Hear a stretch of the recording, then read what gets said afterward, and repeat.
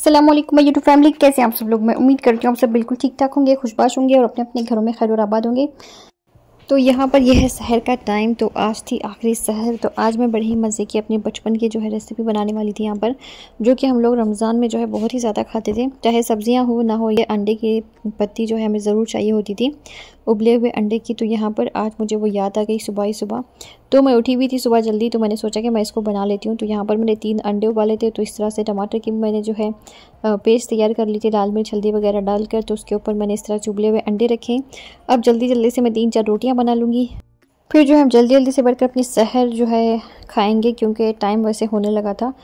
कभी कभार जल्दी उठ जाते हैं और ऐसा होता रहता है कि अभी थोड़ा टाइम है, अभी थोड़ा टाइम है, कर करके आखिरकार इतना टाइम हो जाता है कि फिर हमें जल्दी जल्दी से रोटी खानी पड़ती है बैठ के।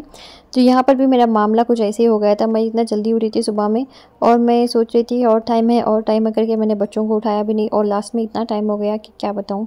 फिर जल्दी जल्दी से हमने सबने सहर कर ली थी और इतनी मज़े की वो पत्ती बनी थी। इस रोटी के साथ अगर वो सब्ज़ी मतलब वो पत्ती खाएंगे ना पंडे की, तो बहुत ही मज़ा लगेगा आपको।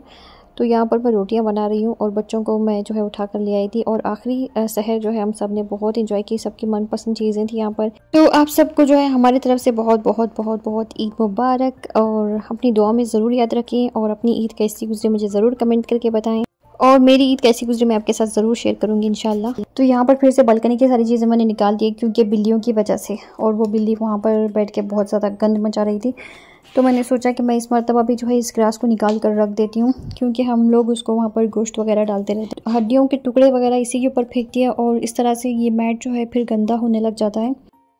तो मैंने सोचा कि पिछली बार की तरह, जब पिछली बार हमने इन बिल्लियों को रखा था तकरीबन 3 महीने तक वो यहाँ पर थे इसी बालकनी में, तो तब भी मैंने सारी चीज़ें ऐसे हटा दिए थे और जो स्विंग था वो भी मैंने यहाँ से हटा दिया था। और बिल्लियों के लिए मैंने यहाँ पर सारी कुछ इस तरह से क्लीन रखा था ताकि उनको आसानी हो यहाँ पर रहने में। तो स्विंग मैंने अंदर की तरफ ही रखा था जब, और यहाँ पर अभी मैंने सिर्फ मैट हटाया है। और वैसे बिल्लियों को जो है हमने अंदर बास्केट में रखा हुआ है।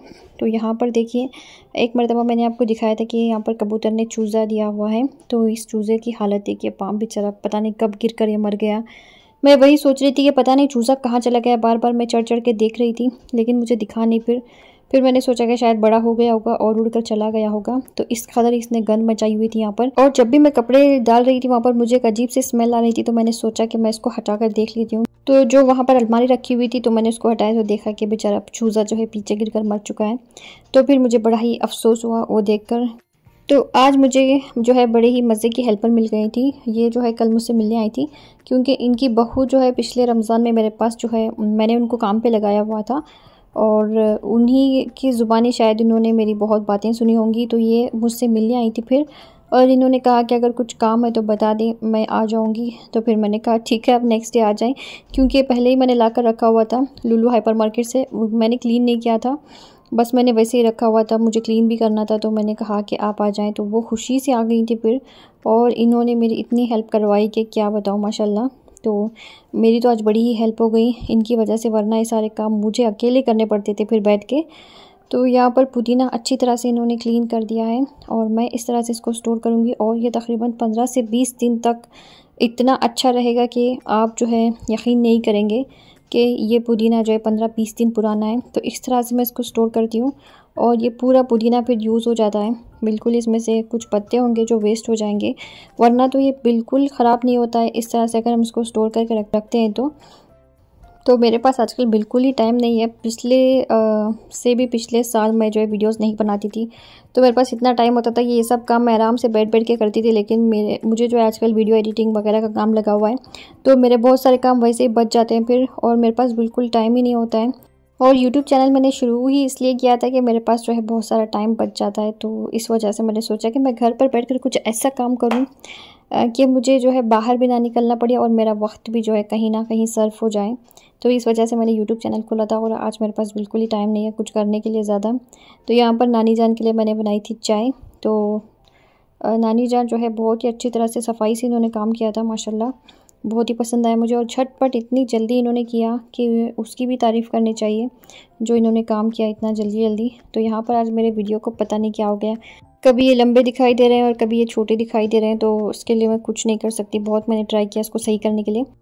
तो अभी मैं तैयारी कर रही हूँ इफ़्तार बनाने की। तो यहाँ पर मैंने मटन को इस तरह गलने के लिए रखा हुआ है। इसमें मैंने प्याज, हल्दी और नमक डालकर मैं इसको थोड़ा सा पका लूँगी। सबसे पहले पानी इसका सुखाऊंगी अच्छी तरह से। उसके बाद हम इसमें अदरक लहसुन का पेस्ट वगैरह डालकर इसको पकने के लिए छोड़ देंगे, गलने के लिए। तो यहाँ पर मैं चावल बना रही थी और साथ ही मैं छोटे खान के लिए मटर भी बनाऊँगी, क्योंकि वो मटन नहीं खाते हैं, तो इस वजह से। और भी कुछ बनाने का मेरा बिल्कुल ही मूड नहीं था। बहुत ही सिंपल मैं आज रखना चाह रही थी अपनी इफ़्तार को, क्योंकि मुझे और भी बहुत सारे काम हैं। लेकिन मटन की मैं जो है 2 वैरायटीज़ बनाऊंगी अभी फ़िलहाल। तो यहाँ पर ये जो मटन मुझे बनाने थे उसके लिए भी मैंने प्याज कट कर ली थी। और ये जी अल्हम्दुलिल्लाह हमारी इफ़्तार लगकर तैयार हो चुकी है। तो आज मैंने जो है बड़ी ही मज़े का खट्टा और तीखा गोश्त बनाया था, और साथ ही मैंने कुछ गोश्त जो है फ्राई कर लिया था तेल मिर्ची डाल के मज़े का। तो ये तो जो गोश्त है ना, ये इतने मज़े का होता है कि मैं आपको बता नहीं सकती। इसे आप जो है जवार की रोटी के साथ खाएं और फिर इसका टेस्ट देखें कितना गज़ब का निकलता है। तो हम जो है इसको जवार की रोटी के साथ ही खाते हैं अपनी अम्मी के घर में। और चूंकि मुझे जवार की रोटी बनाना इतना अच्छा आती नहीं, तो मैं बनाती नहीं हूँ। तो यहाँ पर छोटे खान के लिए देखिए क्या बनाया मैंने। और क्योंकि वो बच्चा जो है मटन नहीं खाता है, तो फिर क्या कर सकते हैं। तो उनके लिए मैंने जो है चावल फ्राई करे थे। और ये सारे ड्राई फ्रूट्स मेरे कट हो गए हैं। और इतने लेट आज इस मरतबा मैं ड्राई फ्रूट्स जो है फ्राई करके रखी हूँ। बहुत लेट हो गया इस मरतबा, वरना तो हमेशा 15 दिन पहले ही मैं ये सारी चीज़ें बना कर रख देती हूँ। और इस मरतबा बिल्कुल ही टाइम नहीं था मेरे पास कुछ करने के लिए ज़्यादा काम। तो यहाँ पर ये पिस्ते को मैंने इस तरह से कट कर लिया था, और इसी तरह से मैं हमेशा हर साल कट करके रखती हूँ। और घी जो मैंने गर्म किया था वो मैंने ले लिया है, और सारी चीज़ें मैंने यहाँ पर इकट्ठी कर ली हैं। और जल्दी जल्दी मैं इनको फ्राई करूँगी। और फ्राई मैं जो है बादाम को 2 हिस्सों में करूँगी, क्योंकि ये बहुत ही ज़्यादा है, तो इस वजह से। तो यहाँ पर ड्राई कोकोनट को भी मुझे रोस्ट करके रखना था। ये मैंने इस तरह से ग्रेट कर लिया है, और इसको जो है रोस्ट करके रखना बहुत ज़रूरी होता है, वरना ये जो है बिल्कुल ही ख़राब हो जाएगा अगर हम इस तरह से इसको रखेंगे तो। यहाँ पर सबसे पहले कढ़ाई को मैंने गर्म पानी डालकर अच्छी तरह से क्लीन कर लिया था। उसके बाद हम इसमें जो है अपना घी ऐड करेंगे। जितना आपको मर्ज़ी घी डालना है डालें। और ये जो है मैंने 3 बड़े चम्मच घी के लिए थे। साथ ही हम इसमें बादाम ऐड कर देंगे। तो बादाम मैंने हाफ़ लिए थे, हाफ़ में थोड़ी देर के बाद ऐड करूँगी, मतलब ये जो जब हो जाएंगे तब ऐड करेंगे।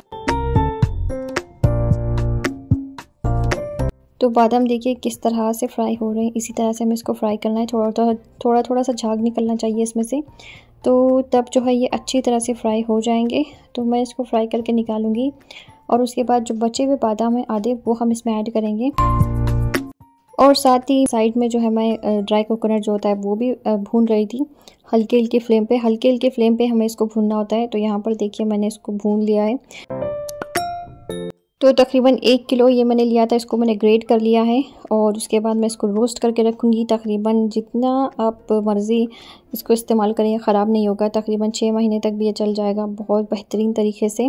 तो यहाँ पर मैं अभी आपको बताऊँगी कि स्लो फ्लेम पे मैं इसको इस तरह से रोस्ट करती हूँ, यानी इतना सा ही सूखा कोपरा जो होता है, इस तरह से मैं थोड़ा सा 1 मुट्ठी में डालती हूँ सिर्फ, और उसको मैं हल्के हाथों से मतलब रोस्ट करते जाती हूँ। और बिल्कुल हाथ छोड़ना नहीं होता है हमें, जब हम इसको रोस्ट करते रहते हैं तब जाके ये बेहतरीन तरीके से रोस्ट होता है।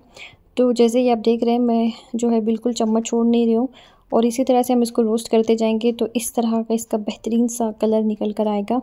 तो ये तो एकदम डन है, अभी हम इसको निकालेंगे। तो ये मेरी लास्ट बैच थी, सोचा कि मैं आपको बता दूं कि मैं किस तरह से ड्राई कोकोनट रोस्ट करके रखती हूँ। तो यहाँ पर मैं इसको ठंडा होने के लिए दूंगी, फिर मैं इसको स्टील के डब्बे में जो है भर कर रखूँगी।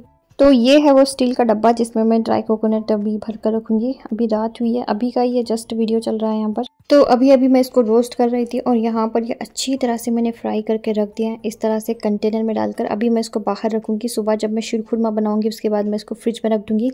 और ये दोनों ईद के लिए मैंने बनाया है। ईद उल फितर और ईद उल अधा के दोनों ईदों के लिए मैंने इसको बना कर रख दिया है। ईद उल अधा में जो है मुझे ज़्यादा मेहनत करने की ज़रूरत नहीं है।